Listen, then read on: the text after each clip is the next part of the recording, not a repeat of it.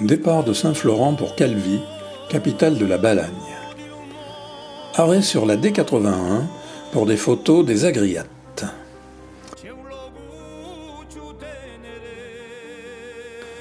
Passage à l'île Rousse avant l'arrivée à Calvi.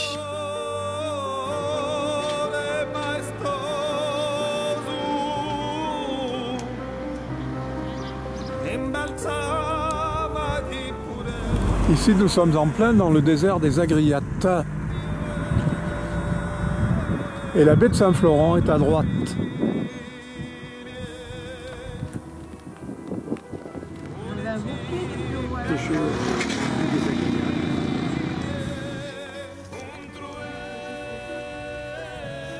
Petite maisonnette. Peut-être la maison d'un ermite.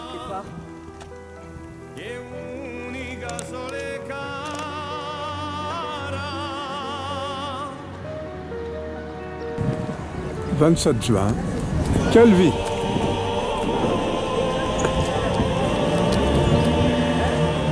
Montée à la citadelle.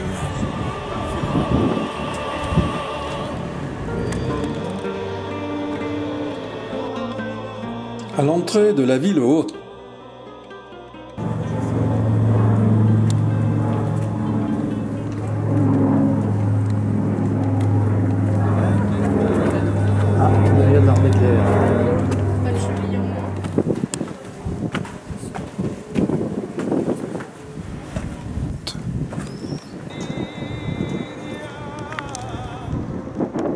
Le port de commerce.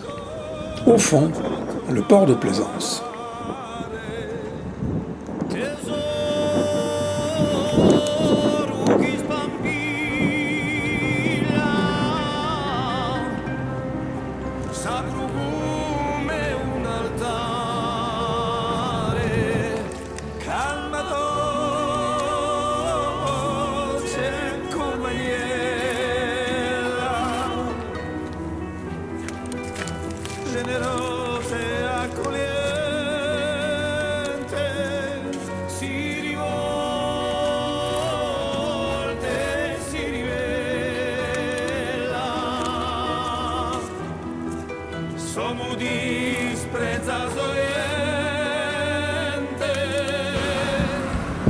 Et voilà de solides creusoirs.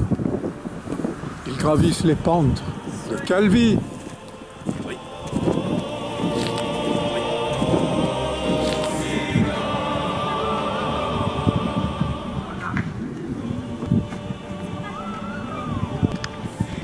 Panorama sur la baie de Calvi.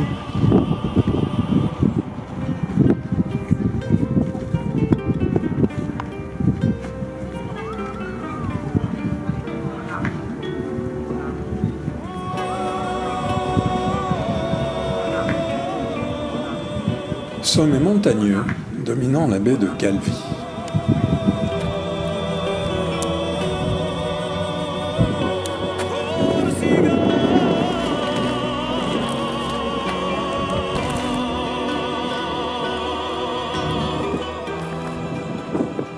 La vieille ville. Nous allons monter là.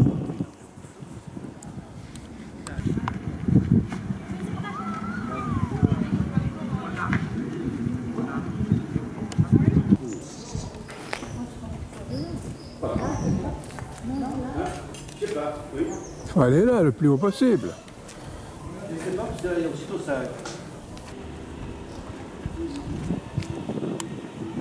Tour de l'ancien palais des gouverneurs.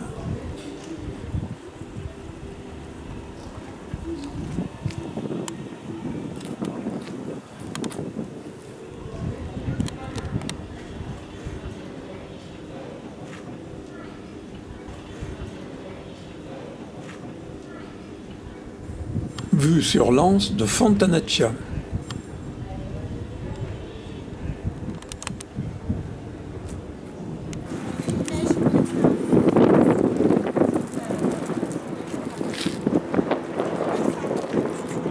Vue sur la péninsule de la Revelata. On y distingue un phare blanc et, à sa pointe, une petite île. L'église Saint-Jean-Baptiste date du XIIIe siècle. Elle fut presque entièrement détruite par l'explosion du dépôt de munitions en 1567. Reconstruite en 1570, elle est de style baroque. La configuration actuelle date du XVIIIe siècle. Maître-autel baroque en marbre polychrome.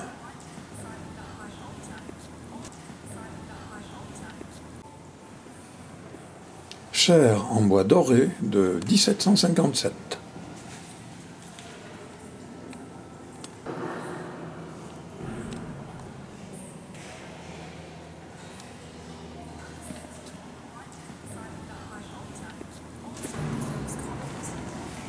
De jolis catholiques. Bah oui.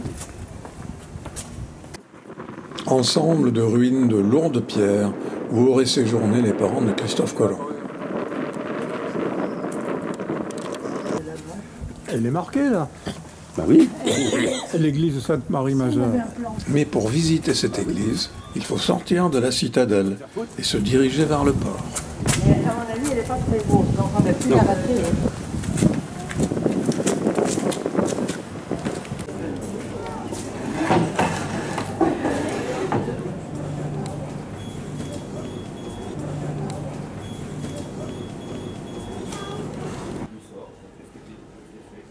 L'oratoire de Saint-Antoine, datant de 1510, est fermé.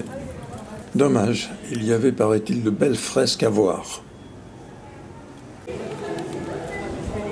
La montée vers l'église Saint-Jean-Baptiste.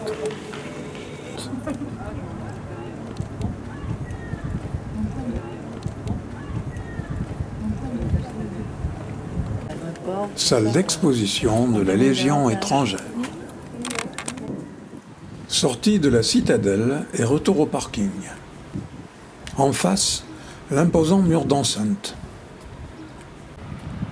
Monument aux morts, proche du parking de la citadelle.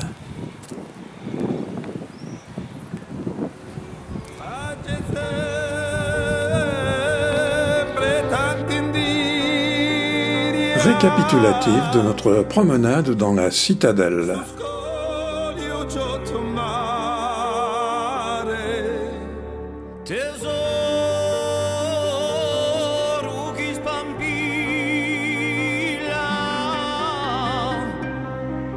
Sacro come un altare, calma dolce come agnella, generosa e accogliente, si rivolta e si rivede. Terrasse trop ensoleillée pour déjeuner. Nous avons délaissé le chalet pour venir ici. Levez lunettes pour bien voir Rousseau. Oui, très bien. Vous avez le menu, non? Ça y est? C'est choisi? Nous voilà attablés. L'apéro d'abord.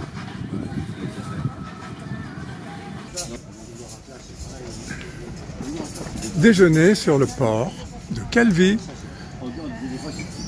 Le restaurant s'appelle les Palmiers.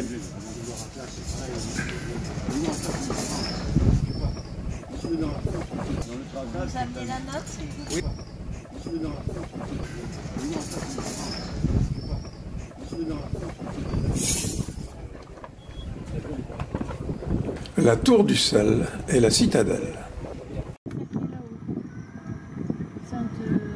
Dernier regard sur la citadelle de Calvi avant de prendre la route vers Sant'Antonino, située à une vingtaine de kilomètres. Sant'Antonino est l'un des plus anciens villages de Corse. Il a été créé au IXe siècle par un comte romain.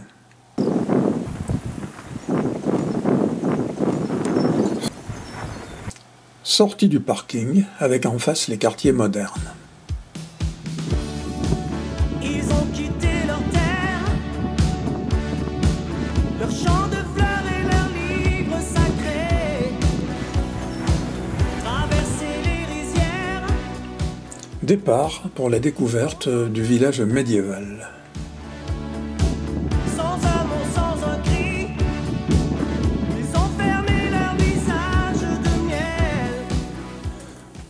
monter vers le sommet de Sant'Antonino. Fort de ses 80 habitants, il est perché au sommet d'une colline, tel un nid d'aigle, à 500 mètres d'altitude. Maisons très proches les unes des autres, créant un dédale de rues étroites. Ces demeures s'enroulent autour du piton granitique pour former un embryon de labyrinthe. Il est tout en spirale. Ça, c'est un incroyable village, encore différent de ceux que nous avons vus jusque-là.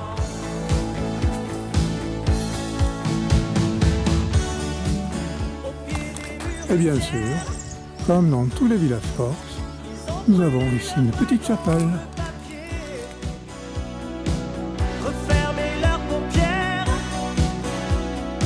sur les chenilles d'acier. Eux qui croyaient vieillir en regardant grandir leurs enfants à l'ombre du sourire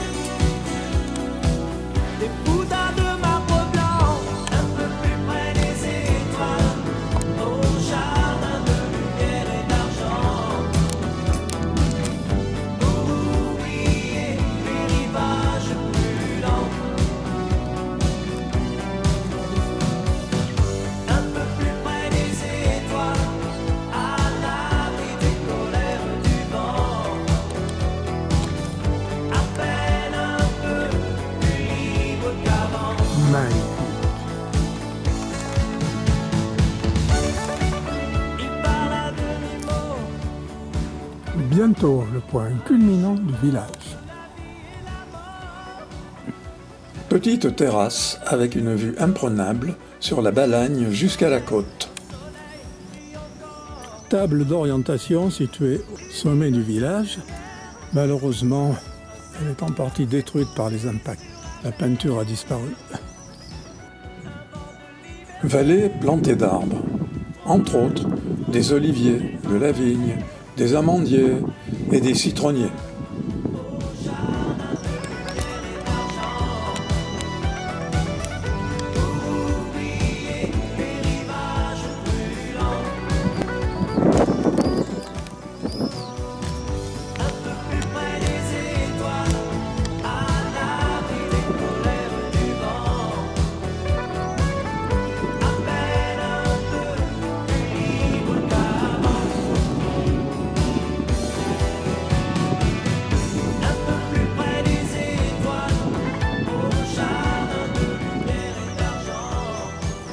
Maison construite sur les rochers. Il n'y a pas de fondation. 75 maisons sont également construites à même la roche.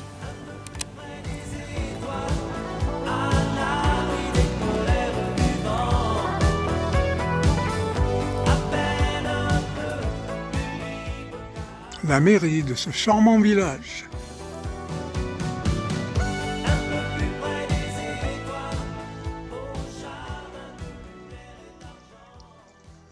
Depuis la mairie, vue plongeante sur l'entrée du village et son église paroissiale.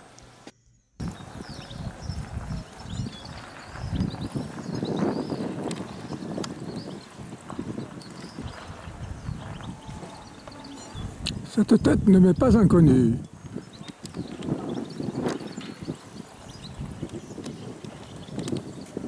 Dégustation d'un citron pressé au goût prononcé chez un spécialiste des agrumes locaux. À l'intérieur, quelques beaux tableaux, mais l'orgue espéré est absent. Il aurait été volé. Visite de Sant'Antonino terminée. Retour à Saint-Florent pour un splendide coucher de soleil.